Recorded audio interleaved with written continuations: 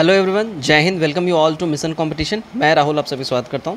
So friends, देखिए 69 BPSC prelims के लिए मिशन कंपटीशन ने paid Telegram practice set group start कर दिया है। इसमें आस्था, परफेक्शन, दृष्टि, यूटिलिया, ये जितनी भी पेड कोचिंग संस्थान हैं इनके प्रैक्टिस सेट यहाँ पे दिए जाते हैं। 199 के वन टाइम पेमेंट में आप इसमें ऐड हो सकते हैं।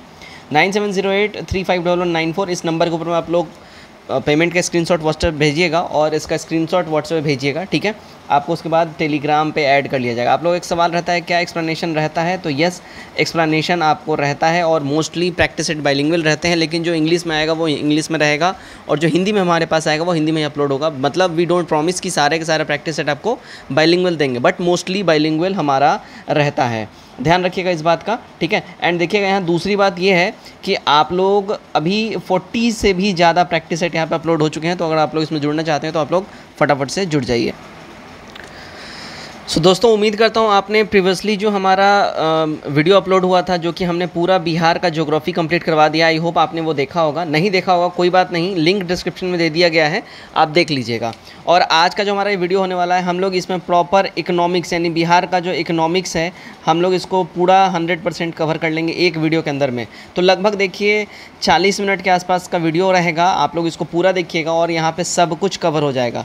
चिंता नहीं करना है, सब कुछ यहाँ पे आपके साथ अभी मैं शेयर करूँगा और हर एक चीज़, हर एक पॉइंट कवर यहाँ पे हो जाएगा। यहाँ पे देख लीजिएगा, हमने जो बिहार का जो यहाँ पे भूगोल कंप्लीट किया है, बिहार के भूगोल में यहाँ पे एक बार आप लोग देख लीजिए, हमने ये पूरा का पूरा जो सेक्शन है, ये पूरा सेक्शन हमने कंप्लीट कर लिया है, ठीक है। पूरा सेक्शन हमने कंप्लीट कर लिया है।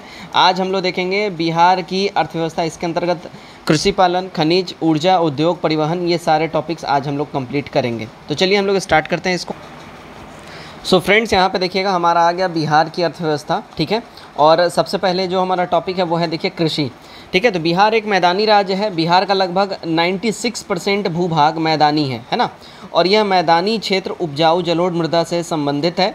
जलोढ़ मृदा, सिंचाई की उपलब्धता तथा भौगोलिक अनुकूलता के कारण बिहार का एक कृषि प्रधान राज्य बिहार को ये बनाता है, ठीक है।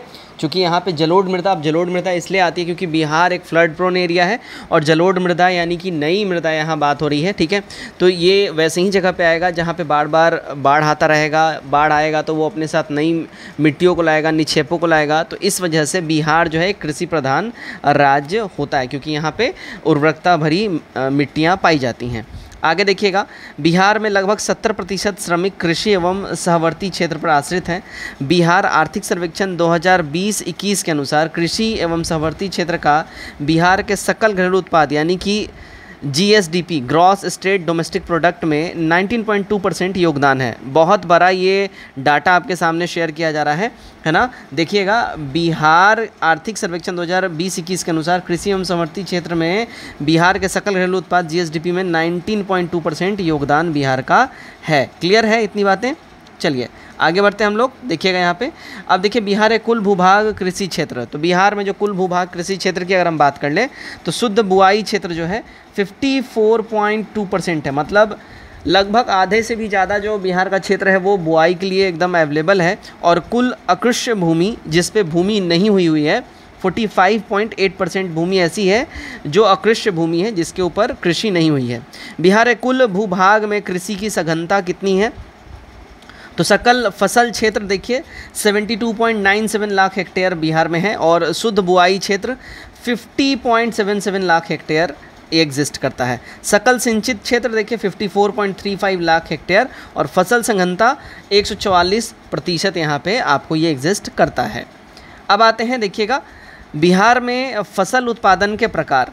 तो रबी फसल, यह अब रबी फसल बहुत इंपॉर्टेंट है क्योंकि ये बार बार आपसे पूछता है। देखिएगा, रबी फसल यह अक्टूबर-नवंबर माह में बोई जाती है, राइट, और मार्च-अप्रैल में काट ली जाती है। अब रबी फसल के तहत कौन कौन से फसल आते हैं ये बेहद महत्वपूर्ण है। देखिए, गेहूं, चना, सरसों, मटर, आलू, जौ इसके प्रमुख उदाहरण हैं। किसके उदाहरण हैं? रबी फसल के प्रमुख उदाहरण हैं। खरीफ फसल की बात करते हैं। देखिएगा, खरीफ फसल या जून जुलाई के महीने में बोई जाती है और नवंबर दिसंबर महीने में काट ली जाती है, ठीक है। अब इसके प्रकार देखिए, धान, गन्ना, ज्वार, बाजरा, मक्का, अरहर इसके मेन एग्जाम्पल्स हैं, ठीक है। अब जायद फसल की बात कर लेते हैं।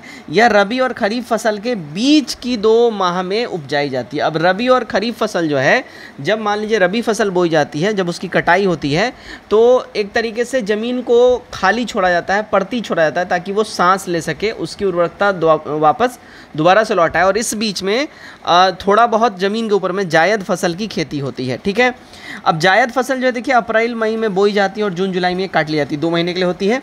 इसमें मक्का, जूट, मरुआ, तरबूज, ककड़ी, मूंग, लोबिया, पत्तेदार सब्जी, ये सब जो है इसके मेन एग्जाम्पल्स हैं। ठीक है, तो अगर बात करें पत्तेदार सब्जी तो ये जायद फसल के एग्जाम्पल्स आपके लिए रहेंगे। क्लियर। बिहार में सर्वाधिक उपजाने वाली जो फसल है वो है धान। इंपॉर्टेंट है, ये वीवीआई कर लीजिए। बिहार में सबसे ज़्यादा उपजाऊ फसल कौन सी है? तो सबसे ज़्यादा उपजाऊ फसल जो है वो होती है धान। और दूसरी प्रमुख फसल की अगर हम बात कर लें वो गेहूँ होती है। अब धान ध्यान रखिएगा, चूँकि बिहार में ये बाढ़ प्रोन एरिया है, और दूसरी बात है बिहार में पानी की कमी है नहीं, इसलिए धान की खेती यानी कि चावल, इसकी खेती यहाँ पे आराम से हो जाती है। चावल की खेती के लिए पानी की मात्रा ज़्यादा चाहिए होती है। अब देखिएगा अगर हम बात कर लें यहाँ पे, ठीक है, देखिए सर्वाधिक उत्पादन वाले ज़िले, तो चावल का सर्वाधिक उत्पादन कहाँ होता है? देखिए रोहतास में सबसे ज़्यादा उत्पादन होता है। और सर्वाधिक उत्पादकता वाले ज़िले तो पश्चिमी चंपारण। ठीक है, सर्वाधिक उत्पादन वाले ज़िले और सर्वाधिक उत्पादकता वाले ज़िले पश्चिमी चंपारण। गेहूँ सर्वाधिक उत्पादन वाला ज़िला है रोहतास और उत्पादकता वाला बेगूसराय।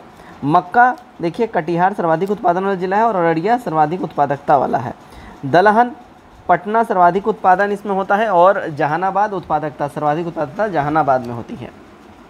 नेक्स्ट देखिएगा, उत्पादन की दृष्टि से बिहार के प्रमुख 3 फसल क्रमशः केला 19.8 लाख टन का प्रोडक्शन होता है बिहार में, आम 15.5 लाख टन का और अमरूद 4.3 लाख टन का प्रोडक्शन होता है बिहार के अंदर में। ये बेहद इंपॉर्टेंट है, ये लाइन को मैं हाईलाइट करता हूँ, ये एकदम याद रखिएगा।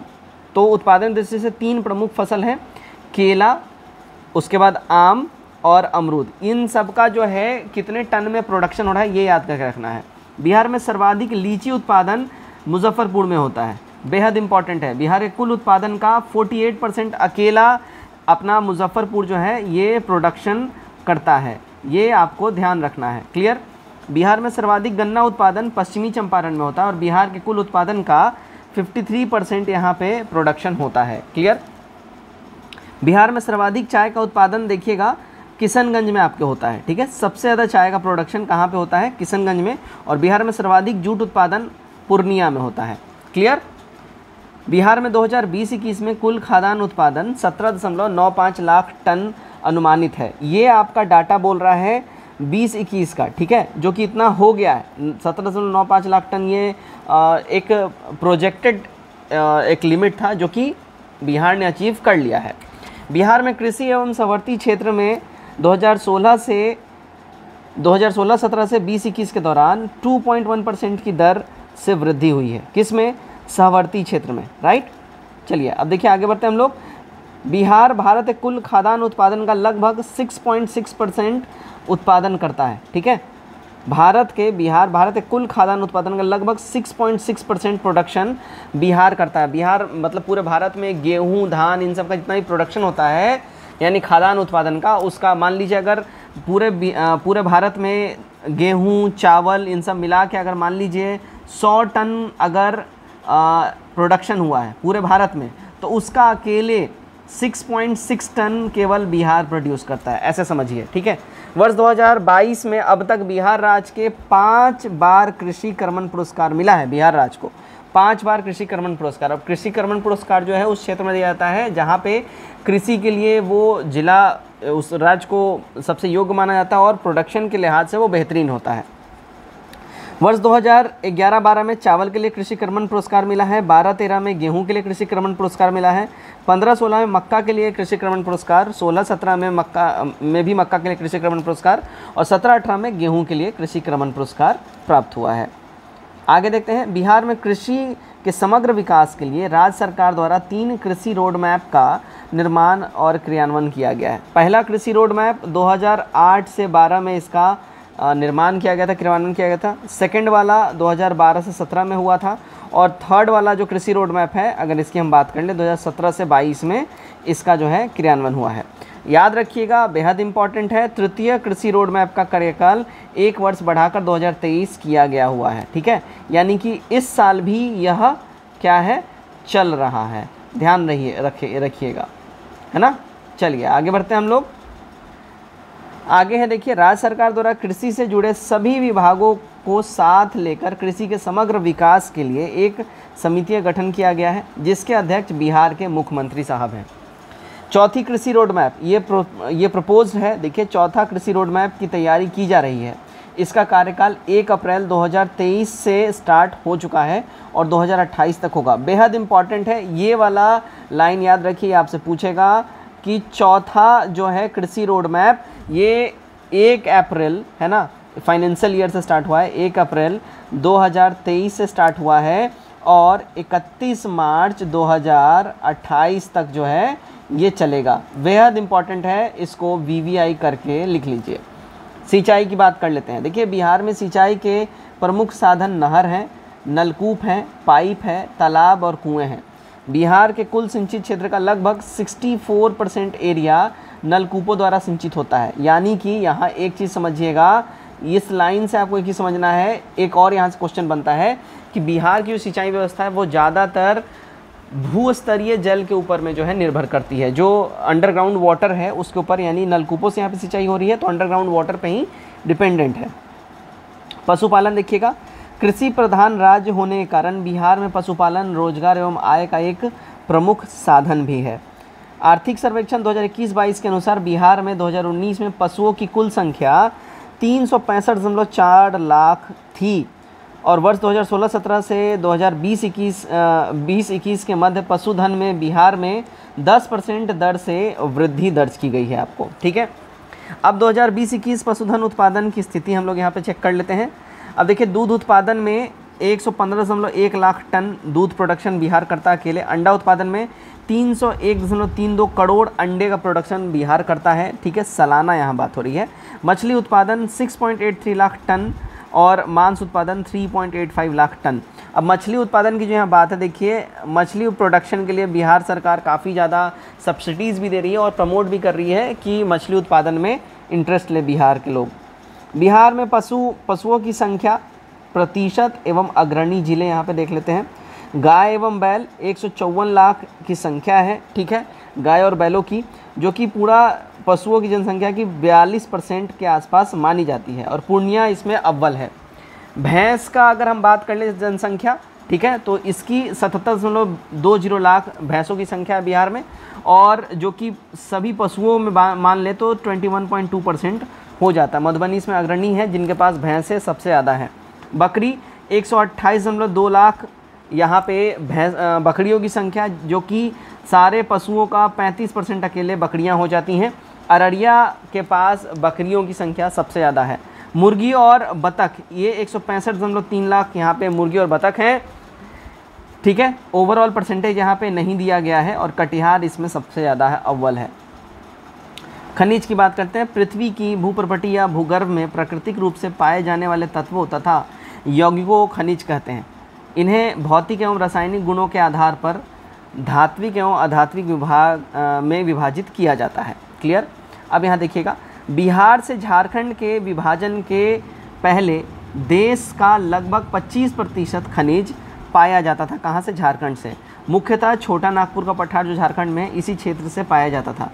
विभाजन के बाद बिहार में खनिज की मात्रा केवल 2 से 3% ही अब रहेगी, क्योंकि झारखंड के पास जो छोटा नागपुर और पठार वाला जो रीजन है वो सारा का सारा चला गया है, तो अब बिहार के पास कुछ रह नहीं गया है। वर्तमान में बिहार में दक्षिणी सीमा पर धारवाड़ और विंध्य क्रम की चट्टानों में खनिज पाए जाते हैं। अब ये बहुत इंपॉर्टेंट है, क्योंकि बिहार के पास अब कुछ रह नहीं गया रिसोर्सेज, लेकिन फिर भी वर्तमान में बिहार में दक्षिण की जो सीमा है, यानी कि दक्षिण यानी गया वाला रीजन जो नीचे हो गया, यहाँ पर धारवाड़ और विंध्य क्रम की चट्टानों में खनिज पाए जाते हैं।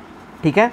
बिहार में पाए जाने वाले मुख्य खनिज कौन कौन से हैं? देखिए, चूना पत्थर है, पायराइट है, अभ्रक है, मैग्नीज है, चीनी मिट्टी है, ठीक है, क्वार्ट्ज है और बॉक्साइट है। ये इंपॉर्टेंट बिहार में पाए जाने वाले जो हैं आपके खनिज हैं। खनिजों में उत्पादकता में जिलों का क्रम देख लेते हैं।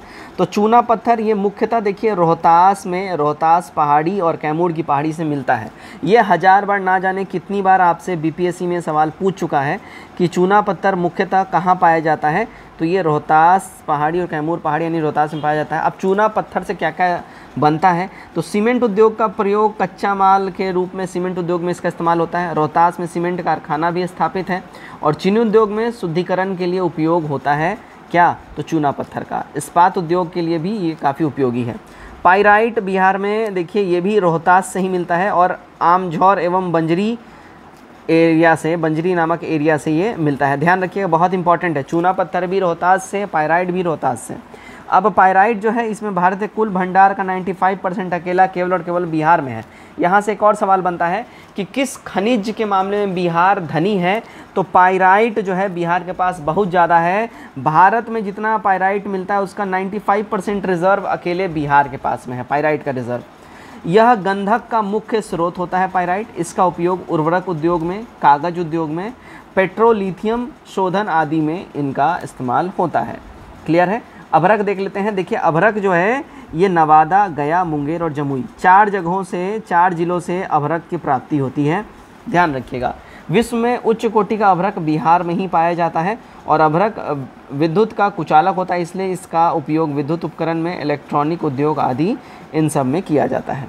अब देखिए चीनी मिट्टी, ये भागलपुर, बांका और मुंगेर में ये चीनी मिट्टी पाया जाता है। इसका उपयोग बर्तन, विद्युत प्रतिरोध उपकरण बनाने में काफ़ी इस्तेमाल होता है। इसके अतिरिक्त वस्त्र, कागज, पेंट आदि इन सब में भी इसका उपयोग किया जाता है। तो चीनी मिट्टी आपको कहाँ मिलेगा, भागलपुर, बांका और मुंगेर, ये सारे के सारे नीचे वाले रीजन है, दक्षिण वाले एरिया में। ठीक है। अब देखिए क्वार्टजाइट देख लेते हैं। ये मुंगेर और खड़गपुर की पहाड़ियों और जमुई, गया में ये आपको मिलेंगे क्वार्टजाइट। ठीक है। इसका उपयोग भवन निर्माण में, निर्माण सामग्री के रूप में मुख्य रूप से होता है। बॉक्साइट देखिएगा, ये मुंगेर और खड़गपुर की पहाड़ियों में ही मिलेगा बॉक्साइट। बॉक्साइट एल्युमिनियम का अयस्क है और एल्युमिनियम का उपयोग वृहत रूप से काफ़ी ज़्यादा ही होता रहता है। आगे बढ़ते हैं हम लोग, चलिए नेक्स्ट है देखिएगा खनिज और उत्पादक जिले या क्षेत्र। ठीक है। अब देखिए सोना, बिहार में सोना कहाँ से मिलता है भाई, तो जमुई में मिलता है, करमिटिया, जमुई में करमिटिया नामक जगह वहाँ से मिलता है। उसके अलावा मुंगेर और पश्चिमी चंपारण में, बिहार के अंदर में सोना मिलता है। इसको वीवीआई कर लीजिए, या आपसे पूछ सकता है। ठीक है। अब गोल्ड के लिए सब कर्नाटक का ही नाम जानते हैं, Kolar gold fields, Kolar gold mines. लेकिन उसके अलावा बिहार में अपना जमुई, करमिटिया में, मुंगेर, पश्चिमी चंपारण में मिलता है। सोना एक बहुमूल्य धातु है। बिहार के जमुई में सोने के विशाल भंडार का पता लगाया गया हुआ है। अब देखिए शोरा, यहाँ पे सेरा नहीं है, शोरा है। शोरा देखिए सारण, मुजफ्फरपुर, बेगूसराय, पूर्वी चंपारण, इन सब जगहों पे सोरा मिलता है। अब सोरा का विशेषता क्या, इस्तेमाल क्या क्या होता है। सोरा देखिए सोडियम और पोटेशियम नाइट्रेट के रूप में पाया जाता है। इसका उपयोग विस्फोटक पदार्थ यानी बारूद बनाने तथा पटाखे, कांच, इस्पात उद्योग में सोरा का इस्तेमाल बहुतायता में होता है।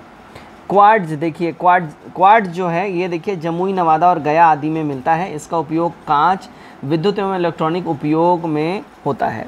यूरेनियम, अब यूरेनियम आप सभी जान रहे हो, यूरेनियम का इस्तेमाल हमारा जो परमाणु संयंत्र होता है इन सब में होता है। तो गया और नवादा में इसकी मौजूदगी है और ऊर्जा उत्पादन के दृष्टि से ये बहुमूल्य है, काफ़ी ज़्यादा ही बहुमूल्य है। मैंने अभी बताया आपको कि ये जो है परमाणु संयंत्र में इसका इस्तेमाल होता है, तो इसी से ऊर्जा उत्पादन भी अभी सारा एटॉमिक रिएक्टर ही इंडिया बना रहा है चीज़ें। स्लेट देखिए, मुंगेर, खड़गपुर और पहाड़ी से स्लेट मिलता है। इसका उपयोग सजावटी पत्थर के रूप में किया जाता है। मैग्नीज़, ये गया और मुंगेर में मिलता है। मैग्नीज का उपयोग धातु निर्माण कार्य में किया जाता है। मुख्य रूप से इसका उपयोग इस्पात उद्योग में होता है। अब यहाँ देखिए जितना भी ये जो ज़िले बताए जा रहे हैं ये सारा का सारा देखिएगा आप लोग दक्षिण वाला ज़िला है, सारा का सारा दक्षिण वाला ज़िला है। वहीं पे पहाड़ी की मौजूदगी है, पहाड़ों की मौजूदगी है, इसलिए उस वाले रीजन में ही ये सारे खनिज मिलते हैं। और देखिए दक्षिण वाला ही ज़िला से तो झारखंड कट के अलग हुआ है, उन्हीं के साथ तो झारखंड अपना बॉर्डर शेयर करता है, इसीलिए वहाँ वाले रीजन में ये सब मिलता है। अब देखिएगा आगे बढ़ते हैं। एस्बेस्टॉस देखिएगा, ये मुंगेर में मिलता है और इसका उपयोग कपड़े, कागज़, छत ढकने के तख्ते बनाने में किया जाता है। गैलेना, ये बांका में मिलता है। इसका उपयोग परमाणु संयंत्र, रसायन उद्योग, पेंट उद्योग में किया जाता है। गैलेना का बेहद इंपॉर्टेंट है, गैलेना बांका में ये मिलता है। ठीक है, अब देखिए पेट्रोलियम पश्चिमी चंपारण में इसकी मौजूदगी है, ईंधन के रूप में प्रयोग किया जाता है पेट्रोलियम का। प्राकृतिक गैस, नेचुरल गैसेज है ना, ये देखिए पूर्णिया, किशनगंज और कटिहार वाले रीजन में नेचुरल गैसेज आपके मिले हैं, ईंधन के रूप में प्रयोग किया जाता है इसका। अब आते हैं ऊर्जा के ऊपर में, देखिएगा क्या बोल रहा है। बिहार राज्य में ऊर्जा का उत्पादन वर्ष 2020-21 में 6422 मेगावाट रहा था। ठीक है, बिहार राज्य प्रति व्यक्ति विद्युत उपभोग वर्ष 2020-21 में 350 किलोवाट घंटा रहा था। ये याद रखिएगा, प्रति व्यक्ति विद्युत उपभोग कितना रहा था 20-21 में, 350 किलोवाट आवर। ठीक है, 350 किलोवाट आवर, KWH कर लीजिए। ठीक है, बिहार राज्य में वर्ष 2020-21 में सर्वाधिक बिजली खपत वाले ज़िले पटना था, फिर गया और फिर मुजफ्फरपुर रहा था। ठीक, आगे बढ़ते हैं। देखिए, अब देखिएगा बिहार में बिजली वितरण के लिए 2 कंपनियां कार्यरत है करेंटली। उत्तर बिहार विद्युत वितरण कंपनी लिमिटेड, ठीक है, यानी कि नॉर्थ बिहार इलेक्ट्रिसिटी डेवलपमेंट, और दक्षिण बिहार विद्युत वितरण कंपनी लिमिटेड। ठीक है, अब यहाँ देखिए बिहार में ऊर्जा के 3 अभिकरण कार्यशील हैं। पहला है बिहार राज्य विद्युत बोर्ड यानी BSEB, दूसरा है बिहार राज्य जल विद्युत निगम लिमिटेड यानी BHSPC, ठीक है, और तीसरा है बिहार नवीकरणीय ऊर्जा विकास अभिकरण यानी ब्रेडा। अब देखिए बिहार में कुल 13 जल विद्युत परियोजनाएं चालू हैं, जिसमें से 54.3 मेगावाट विद्युत उत्पादन होता है। कितना? 54.3 मेगावाट। आगे बढ़ते हैं, देखिएगा यहाँ पे जल विद्युत परियोजना में देखिए पूर्वी गंडक नहर, ये पश्चिमी चंपारण में जो है पूर्वी गंडक नहर जल विद्युत परियोजना, जो पूर्वी गंडक नहर पर जो जल विद्युत परियोजना है ये पश्चिमी चंपारण में बनी हुई है और यहाँ 15 मेगावाट की बिजली की उत्पादन होती है। सोन पश्चिमी नहर, इस पे जो ये जो सोन पश्चिमी नहर जल विद्युत परियोजना बना हुआ है वो रोहतास में बना हुआ है और 6.6 मेगावाट का प्रोडक्शन बिजली का यहाँ से होता है। सोन पूर्वी नहर जो जल विद्युत परियोजना है ये औरंगाबाद में बना हुआ है, 3.3 मेगावाट का प्रोडक्शन बिजली का होता है यहाँ से। कोसी जल विद्युत परियोजना ये सुपौल में बना हुआ है। कहाँ पे? सुपौल में, और सबसे ज़्यादा 19.2 किलोवाट मेगावाट का यहाँ पे जो है प्रोडक्शन होता है सुपौल, ये याद रखिएगा। सबसे जल विद्युत परियोजना में जो विद्युत का जो प्रोडक्शन होता है वो सुपौल वाले से होता है, कोसी जल विद्युत परियोजना से। ठीक है, अब आगे बढ़ते हैं, देखिएगा अग्नूर लघु जल विद्युत परियोजना अरवल और यहाँ से 1 मेगावाट का होता है। ढोलबाग लघु जल विद्युत परियोजना रोहतास, यहाँ से भी 1 मेगावाट का होता है। नासरीगंज लघु जल विद्युत परियोजना रोहतास, यहाँ से भी 1 मेगावाट का होता है। त्रिवेणी नहर पश्चिमी चंपारण, ये देखिए 3 मेगावाट का होता है। जयनगरा लघु जल विद्युत रोहतास में से, यहाँ से भी 1 मेगावाट का होता है। सेवारी जल विद्युत रोहतास से ये भी है 1 मेगावाट का। और सिरखंडी लघु जल विद्युत 0.7 मेगावाट यानी 1 मेगावाट से भी कम का है। अरवल लघु जल विद्युत परियोजना अरवल से यहाँ पे 0.5 मेगावाट के आसपास होता है। बालासोर लघु जल विद्युत परियोजना अरवल से 1 मेगावाट का यहाँ से बिजली का प्रोडक्शन होता है। तो ये जो है जल विद्युत परियोजनाएं बिहार सरकार ने बनाई हुई है जिससे ओवरऑल प्रोडक्शन होता है। यहाँ पे ध्यान रखिएगा कोसी सबसे ज़्यादा हाईएस्ट, कोसी जल विद्युत परियोजना जो सुपौल में है ना, यहाँ से प्रोडक्शन होता है। और लोवेस्ट की बात कर लें तो अरवल में लोवेस्ट 0.5 मेगावाट का, ठीक है, लोवेस्ट ऐसा लिख लीजिए। चलिए, बिहार नवीकरणीय ऊर्जा विकास अभिकरण यानी ब्रेडा बिहार में नवीकरणीय ऊर्जा उत्पादन एवं विकास के लिए उत्तरदायी है। ठीक है, और बिहार के प्रमुख ताप विद्युत केंद्र या जो बेसिकली कोल से जो थर्मल एनर्जी है ना, थर्मल पावर स्टेशन जो है, इसके बारे में बात हो रही है। तो बाढ़ ताप विद्युत संयंत्र पटना बाढ़, बरौनी ताप विद्युत परियोजना ये बेगूसराय बरौनी में है। बक्सर ताप विद्युत परियोजना ये बक्सर चौसा में है। कांटी विद्युत उत्पादन निगम लिमिटेड ये मुजफ्फरपुर के कांटी में है। Kakwara ultra mega power project ये बांका में है। और नबीनगर ताप विद्युत परियोजना ये औरंगाबाद में आपको मिलेगा। ठीक है, चलिए आगे बढ़ते हैं हम लोग। देखिए बिहार के परमाणु विद्युत संयंत्र नवादा के राजौली में लगाने की योजना है। और बिहार सरकार के 7 निश्चय 0.1 के 7 लक्ष्यों में 1 लक्ष्य हर घर बिजली लगातार लक्ष्य को प्राप्त करने के लिए किया गया है। क्लियर है? उद्योग की बात कर लेते हैं अब। देखिए उद्योगों में बात कर लें तो अर्थव्यवस्था में उद्योग द्वितीय क्षेत्र का प्रक्रम है और इसके अंतर्गत निर्माण एवं विनिर्माण का कार्य किया जाता है। बिहार में खनिज संसाधनों की सीमित मात्रा के कारण खनिज आधारित उद्योग की संख्या सीमित है। बिहार एक कृषि प्रधान राज्य है और बिहार में कृषि आधारित उद्योगों की अपार संभावनाएं हैं, क्योंकि मैंने ऑलरेडी आपको बताया है कि फ्लड जो है, फ्लड प्रोन एरिया है ना अपना बिहार है, तो इस वजह से बिहार में नई मिट्टियाँ आती रहती हैं बह के, इस वजह से यहाँ पे ऐसा होता रहता है। बिहार के प्रमुख उद्योग देखिएगा, बिहार में जो प्रमुख उद्योग हैं उनमें से एक चीनी उद्योग भी है जो कि काफ़ी बड़ी मात्रा में होती है। बिहार का प्रथम चीनी उद्योग 1904 ईस्वी में मढ़ौरा सारण में स्थापित किया गया था। वेरी इंपॉर्टेंट है, VVI है एक तरीके से, क्योंकि ये पूछ सकता है कि बिहार का पहला चीनी उद्योग कहाँ पे हुआ था, तो मढ़ौरा सारण में इसकी स्थापना हुई थी। आर्थिक सर्वेक्षण 2020-21 के अनुसार बिहार में 11 चीनी मिलें हैं, जिनमें 10 चालू अवस्था में हैं और 1 बंद है। ठीक। आर्थिक सर्वेक्षण 2021-22 के अनुसार बिहार में चीनी का उत्पादन 46.22 लाख क्विंटल होता है। ठीक है, 46.22 लाख क्विंटल। आर्थिक सर्वेक्षण 2020-21 के अनुसार 46.22 लाख क्विंटल यहाँ पे होता है। ठीक है, आगे बढ़ते हैं हम लोग। देखिए, दूध उद्योग। बिहार कृषि एवं पशुपालन समृद्ध राज्य है, अतः यहाँ दूध उत्पादन एक पारंपरिक व्यवसाय भी है। आर्थिक सर्वेक्षण 2021-22 के अनुसार बिहार में 115.1 लाख टन दूध का उत्पादन हुआ है और आर्थिक सर्वेक्षण 2021-22 के अनुसार बिहार में दूध की बिक्री प्रतिदिन 15.22 लाख लीटर होता है। पर डे जो दूध का सेलिंग है वो 15.22 लाख लीटर होता है और ओवरऑल 115.01 लाख टन दूध का उत्पादन होता है। क्लियर।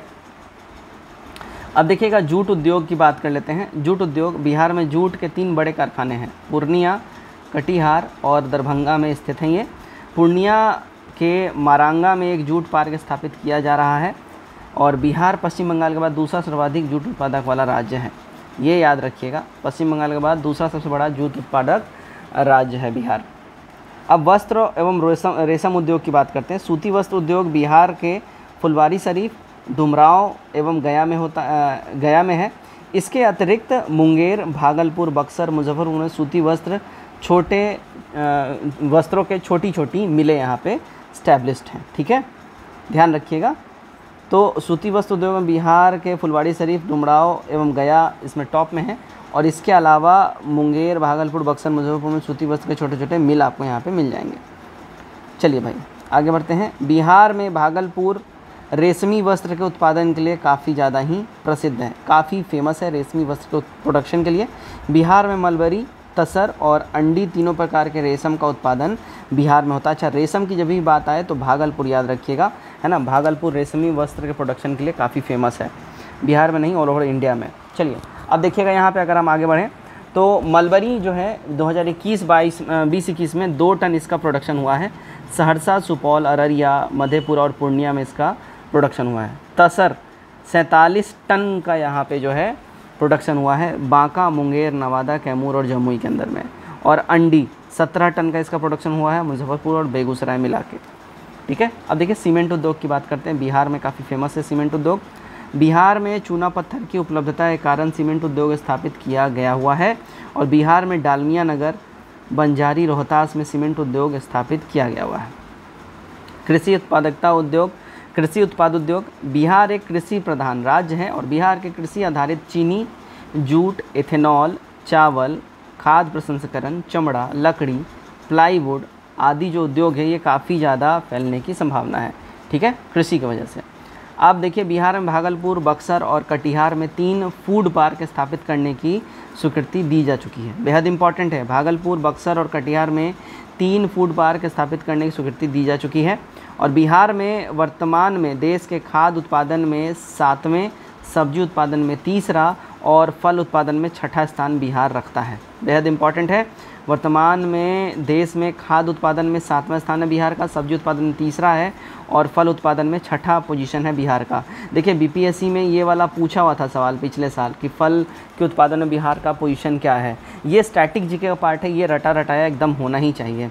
ठीक है, अब देखिए बिहार में जो है आप सभी जानते हो मखाना उत्पादन में देश का प्रथम एवं एकमात्र राज्य है बिहार और इसको GI टैग भी जो है मिथिला मखाना को मिल चुका है, आप लोगों को याद होगा। लीची उत्पादन में बिहार देश में प्रथम स्थान रखता है और लीची उत्पादन के लिए भी बिहार को GI टैग मिल चुका है। मुजफ्फरपुर इसमें प्रोडक्शन में अव्वल नंबर पे है। कृषि रोड मैप 3 में खाद्य प्रसंस्करण उद्योगों को प्राथमिकता दी गई हुई है। क्लियर। अब देखिएगा यहाँ पे आपको बोल रहा है बिहार के केंद्र सरकार द्वारा नियंत्रित सार्वजनिक उपक्रम कौन कौन से हैं। तो fertiliser corporation of India limited Barauni यहाँ पे है, इंडियन ऑयल कॉरपोरेशन लिमिटेड, ठीक है। ये बिहार में केंद्र सरकार द्वारा नियंत्रित जो सार्वजनिक जो कंपनीज़ हैं उसकी यहाँ पे लिस्ट आपको दी गई है। इंडियन ऑयल कॉरपोरेशन लिमिटेड यानी IOC ये बरौनी में है। भारत वैगन एवं इंजीनियरिंग कंपनी लिमिटेड ये मोकामा में है, ये ट्रेन कोचेज़ का प्रोडक्शन करती है। रेलवे विद्युत इंजन कारखाना ये मधेपुरा में है।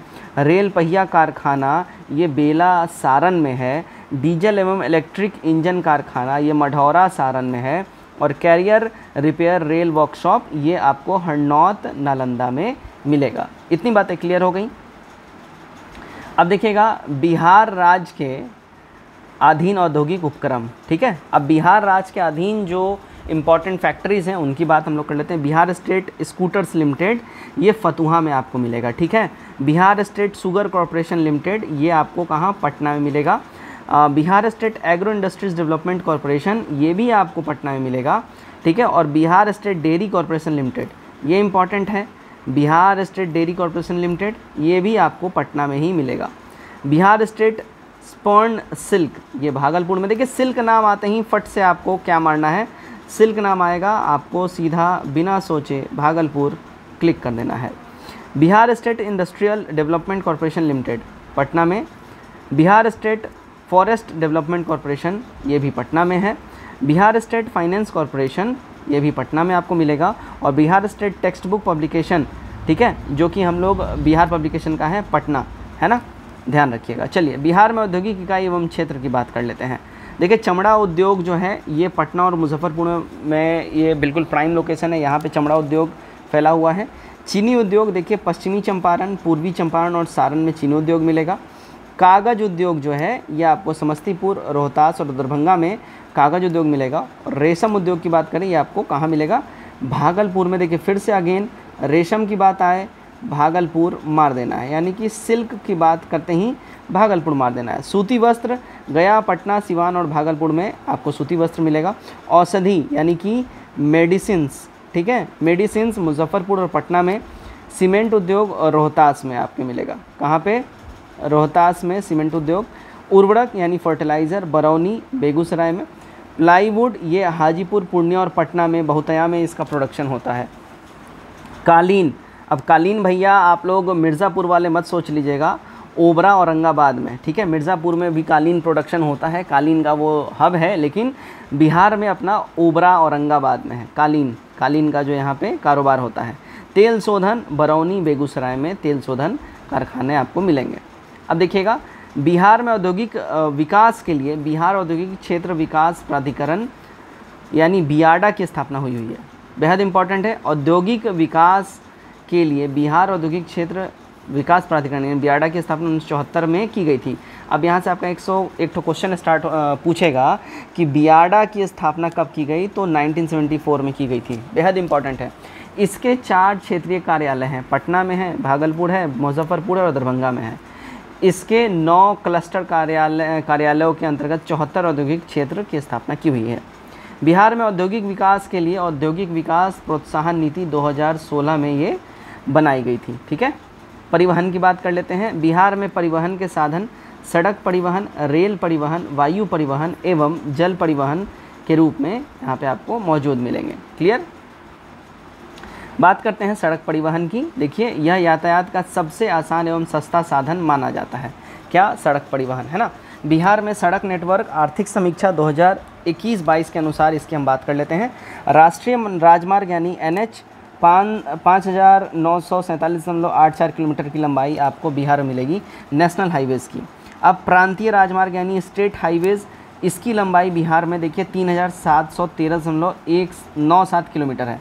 यहाँ पे ध्यान रखिएगा, ये आंकड़ा याद रखिएगा कि बिहार में NH राष्ट्रीय राजमार्ग की लंबाई कितनी है, तो 5,947.84 किलोमीटर, यानी अप्रॉक्स, अगर इसको हम लोग अप्रॉक्स मान लें, ठीक है, अगर हम लोग इसको बोलें अप्रॉक्स, ठीक है, तो लगभग देखिए 6,000 किलोमीटर के आसपास और यहाँ पे अप्रॉक्स की तो सवाल ही नहीं पैदा होती है, तो इसको अप्रॉक्स में अगर आप मानिएगा, अप्रॉक्स में, तो लगभग देखिएगा 3750 किलोमीटर, जबकि 3750 भी नहीं होगा, बहुत ही पीछे है अभी। ठीक है, चलिए भाई, मुख्य जिला पथ MDR 15,272.60 किलोमीटर हो जाएगा, और ग्रामीण सड़कें ये 1,20,503 किलोमीटर ग्रामीण सड़कें बिहार में एग्जिस्ट करती हैं।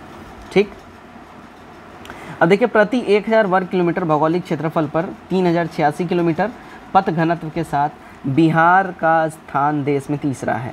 ये इंपॉर्टेंट लाइन है, प्रति 1000 वर्ग किलोमीटर भौगोलिक क्षेत्रफल पर 3006 किलोमीटर पथ घनत्व के साथ बिहार का स्थान देश में थर्ड है। पथ घनत्व, यहाँ पे ध्यान रखिएगा ये वर्ड, पथ घनत्व में बिहार का पोजीशन कितना है, इंडिया में थर्ड है। सड़कों की कुल लंबाई में बिहार का देश में 8वां पोजीशन है, ये भी लाइन इंपॉर्टेंट है। सड़कों की कुल लंबाई में बिहार का देश में कौन सा नंबर है, 8वां नंबर है। पक्की सड़कों की कुल लंबाई में बिहार का देश में 10वां नंबर है। ठीक है, पक्की सड़कों की कुल लंबाई में बिहार का देश में 10th पोजीशन है। राष्ट्रीय राजमार्ग NH की सर्वाधिक लंबाई वाला बिहार का जिला है कौन सा, पटना, 506 किलोमीटर यहाँ से गुजरती है।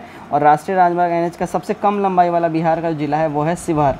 अच्छा, बिहार का सबसे छोटा जिला भी है और सबसे ज़्यादा यहाँ पे जनसंख्या भी है, 22 किलोमीटर बस यहाँ पे है, ये ध्यान रखिए शिवहर के बारे में, ये इंपॉर्टेंट फैक्ट सब है यार।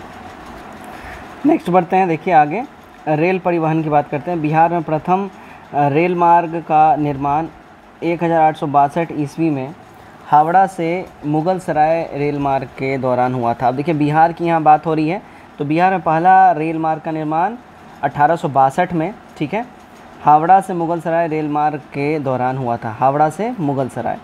ठीक है, बिहार में 2020 ईस्वी में रेल मार्ग की कुल लंबाई 3794 किलोमीटर थी, जो भारत की कुल रेल मार्ग का 5.6% बिहार में है। ठीक है, भारत में रेल परिवहन में बिहार का स्थान 8वां है। ठीक है, और बिहार में कुल 4 रेल मंडल हैं। देख लीजिए, सोनपुर मंडल, इसको ईस्टर्न सेंट्रल रेलवे बोलते हैं, दानापुर मंडल ईस्टर्न सेंट्रल रेलवे, समस्तीपुर मंडल ईस्टर्न सेंट्रल रेलवे, और कटिहार मंडल नॉर्थ ईस्टर्न फ्रंटियर रेलवेज़। ठीक है, तो हमारा यहाँ पे 4 मंडल बिहार में एग्जिस्ट करते हैं, ये आप लोग ध्यान रखिएगा। आगे बढ़ते हैं, चलिए नेक्स्ट देखिए, भारतीय रेलवे के 18 रेल जोनों में बिहार में एकमात्र रेल जोन पूर्व मध्य रेलवे हाजीपुर में है। इस रेलवे जोन की स्थापना 1 अक्टूबर 2002 को हुई थी। अब देखिए ये बेहद इंपॉर्टेंट है। ठीक है, तो भारतीय रेलवे में 18 रेलवे जोनों में एकमात्र रेल जोन जो बिहार में है वो पूर्व मध्य रेलवे जोन है, जो हाजीपुर में है। इस रेलवे जोन की स्थापना 1 अक्टूबर 2002 को हुई थी। नेक्स्ट देखिए, पटना मेट्रो रेल परियोजना का शिलान्यास प्रधानमंत्री नरेंद्र मोदी ने 17 फरवरी 2019 को किया था। इसके तहत पटना शहर के अंतर्गत 32.91 किलोमीटर लंबे मेट्रो पथ का निर्माण किया जाना है। इसे 2 चरणों में 2027 तक पूरा किया जाएगा। क्लियर। नेक्स्ट देखिएगा, वायु परिवहन की बात करते हैं। बिहार में वायु परिवहन की शुरुआत 1960 ईस्वी से हुई थी। वायु परिवहन की मतलब बात हो गया एरोप्लेन। ठीक है, एरोप्लेन है ना। अब भारत सरकार द्वारा नागरिक उड्डयन नीति 2016 स्वीकृत की गई है। इसके तहत आम नागरिकों को हवाई सेवा उपलब्ध कराने के लिए उड़े देश का आम नागरिक यानी कि उड़ान, ये वाला शुरू किया गया है, की परिकल्पना की गई है। बिहार में स्थित हवाई अड्डे कौन कौन से हैं ये ध्यान रखिएगा। देखिएगा, जयप्रकाश नारायण है ना, जेपी एयरपोर्ट हम लोग इसको बोलते हैं, ये पटना में है। ठीक है, ये इंटरनेशनल एयरपोर्ट है। गया अंतर्राष्ट्रीय हवाई अड्डा, ये गया में है, ये भी इंटरनेशनल हवाई अड्डा है।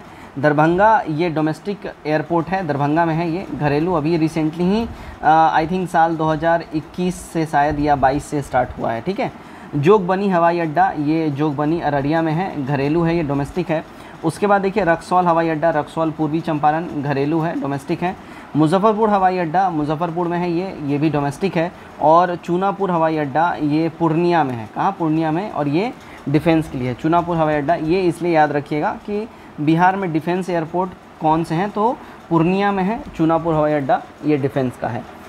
अब देखिए जल परिवहन की एक बार हम लोग बात कर लेते हैं। राइट, देखिएगा, जल परिवहन समुद्र एवं नदियों के माध्यम से होता है। बिहार एक भूबद्ध राज्य है, अतः बिहार में केवल नदियों के माध्यम से ही जल परिवहन हो सकता है या होता है।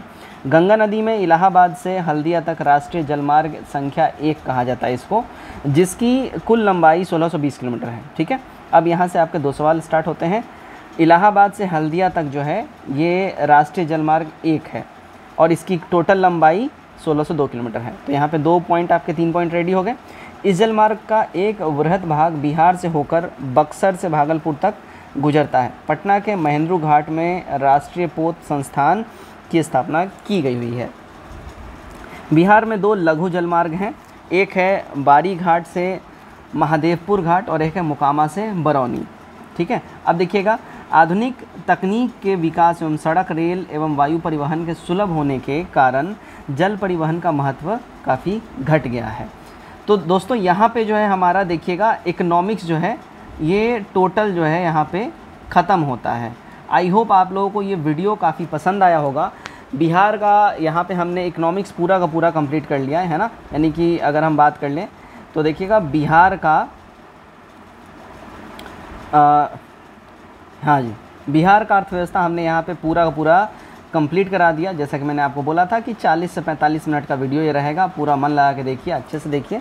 वीडियो को शेयर करिए, वीडियो कैसा लगा कमेंट करके ज़रूर बताइएगा। और पहला जो हमारा पार्ट आया था बिहार का भूगोल, वो वाला भी वीडियो नीचे लिंक उसका डिस्क्रिप्शन में पिन कर दिया जाएगा, ठीक है, और कमेंट में भी पिन कर दिया जाएगा, उसको भी आप लोग देख लीजिएगा। वीडियो कैसा लगा कमेंट करके जरूर बताइएगा। वीडियो को ज़्यादा से ज़्यादा दोस्तों के साथ शेयर करिएगा। चैनल सब्सक्राइब कर लीजिए ऐसे ही वीडियोज़ के लिए, ताकि 69 बीपीएससी की तैयारी में कोई कसर ना रह जाए। Till then take care, bye bye, God bless you all.